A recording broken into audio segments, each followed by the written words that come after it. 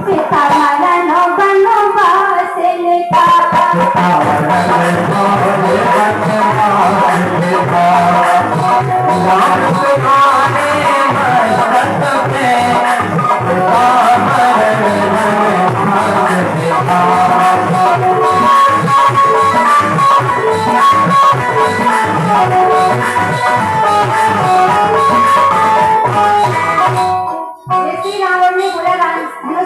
बोले जो कोई भी धनुष को तोड़ेगा उसका क्या लिखा?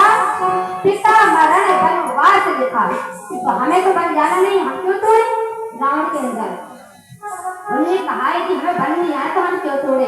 तो प्रभु मुस्काए, रघुराई मुस्काए, बोले आपने तब देख लिया कि पिता मरण वनवास लिखा है, तो आपने ये नहीं देखा कि आगे क्या होगा इसके बाद। दूसरी साइड में धनुष के पक्ष में देखिए, एक साइड का पक्ष देख रहे हैं, जेरे का देख रहे, दाएं साइड जाइए, क्या लिखा? तो उसमें क्या लिखा था? हे राम तुम्हारे हाथों से, राम तुम्हारे हाथों से, रावण का सर्वनाश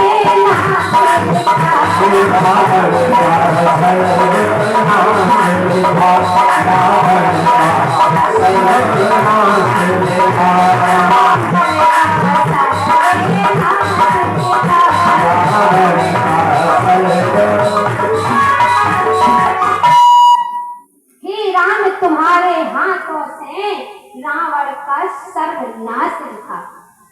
तो रावण ने जैसे दूसरी साइड देखा तो चक दिया गया। बोले तुम्हें तो पहले जाना तो जाना, पत्नी हरण भी होना है, पिता मरण, पर हम आसंग विनाश करके जाने आते, हम क्या धनुष तोड़े? हमें धनुष तोड़ने तो हमें अब राम ने समझ ली, राम की मस्तक रेखा देख रहे थे रावण सभा में, उन्हें जैसे दृष्टि घुमाई कि ये सब दुर्घटना किसके साथ घटनी है। रावण ने डायरेक्टली रामा नहीं देखा, उन्हें पूरी रंगभूमि में जैसे ही दृष्टि चारों ओर घुमाई तो राम पर जाकर के रुकी, क्योंकि राम के मस्तक में ये चीज लिखी, और जो चीज राम के मस्तक पे वही धनुष में भी लिखी कि जो धनुष का तोड़े उनके साथ में इतनी बड़ी घटना घटी। तो ये तो राम आने की बात तो राम ने पूछी थी कि आपने ये तो देख लिया कि हे राम तुम्हारे मस्तक पे पिता मरण वनवास लिखा। तो एक साइड और भी आगे देखो कि आगे तो कुछ लिखा हुआ है, ऐसी थोड़ी बन चले जाएंगे, कुछ न कुछ कारण तो होता ही है। कहीं में कहीं पृथ्वी के भगवान ने जो सृष्टि रची उनके अवतार के लिए कहीं में कहीं कुछ अंश कारण कोई ना कोई बात छिपी हुई होती, गूढ़ रहस्य, जो कोई घटना की तिथि आकर छूटे। तो रावण कह रहा था हे राम तुम्हारे हाथों से रावण का सर्वनाश लिखा। तो रावण ने इसी कारण धनुष नहीं तोड़ा और रंगभूमि से चले गए। अब तो बाकी भूपति बचे थे, बड़े बड़े राजा, तो अहंकारी मूर्ख कभी तो प्रभु देखते ही नहीं थे, क्योंकि जैसे प्रभु रंगभूमि आए थे तो देखे कि जाकी रही भावना जैसी प्रभु मूरत देखी तन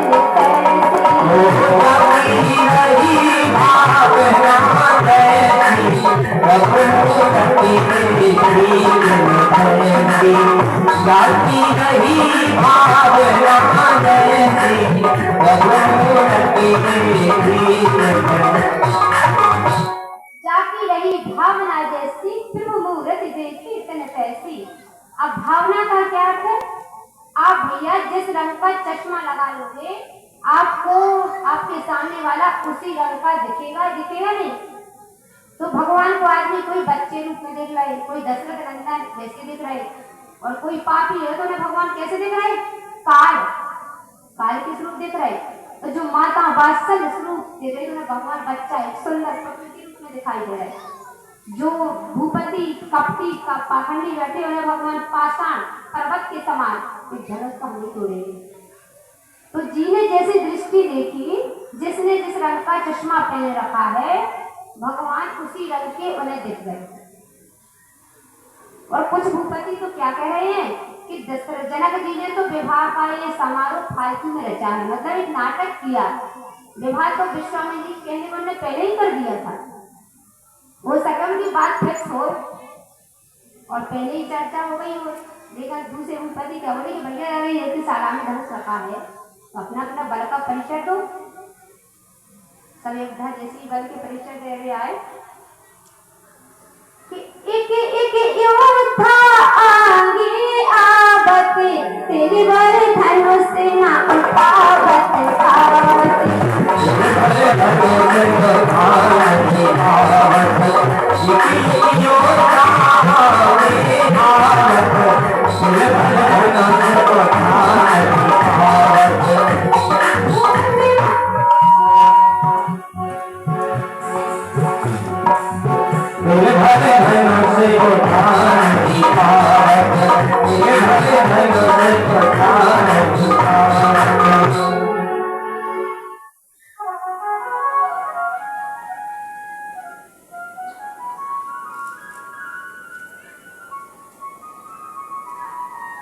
एक योद्धा आगे आवत योद्धा बली महाबली एक से एक भट्ट जिसमें बल हजार हजार हाथियों का। पहले के राजा भी बहुत बली थे पर धनुष उठना तो दूर की बात तिरवर हिल नहीं रहा है, किसी पे हिल नहीं रहा है।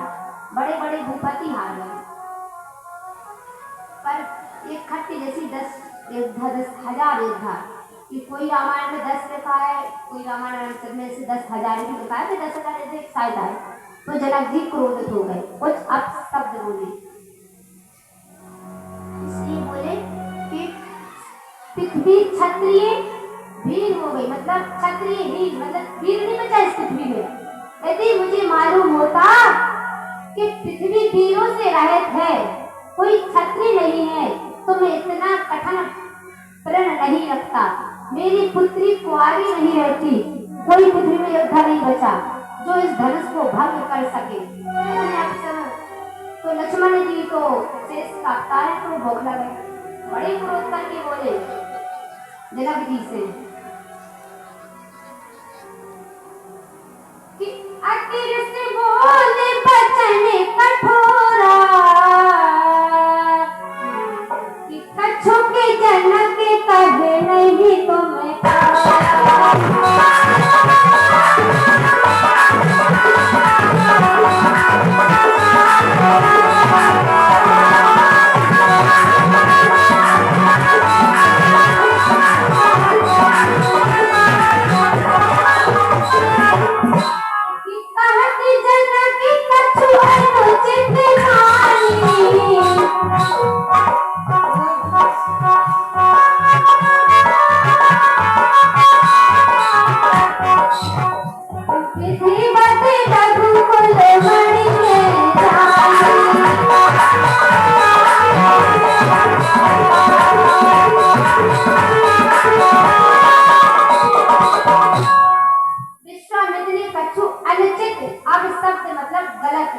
निकाल दिए।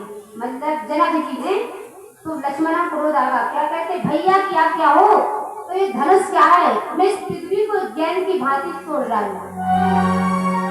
मतलब लक्ष्मण जी शेष शब्द बोले पर्वत के समान फूट मारो धनुष टूट जाएगा। बोले धनुष किस चीज की बात है, अगर भैया की आज्ञा हो तो पृथ्वी के खंड खंड कर डालू। जैसे भगवान ने लक्ष्मण जी को शांत किया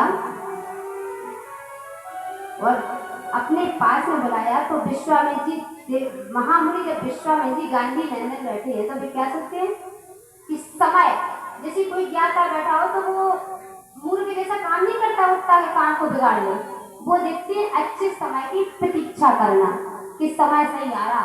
तो विश्वामित्र जी से कहना कि समय सही है कि विश्वामित्र महामुनि विश्वामित्र महासमय शुभ